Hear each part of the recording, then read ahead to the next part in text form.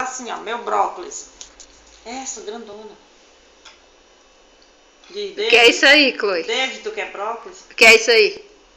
Brócolis. Tu gosta de brócolis? Tá. Pergunta aí, David, tu quer brócolis? Quer? Pergunta a ele, diz, David, tu quer brócolis?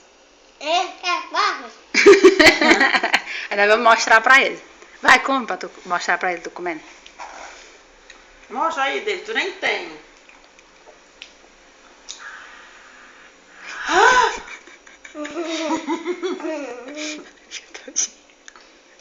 Uma vez eu fiz uma panela cheinha, ela tinha dormido antes de comer.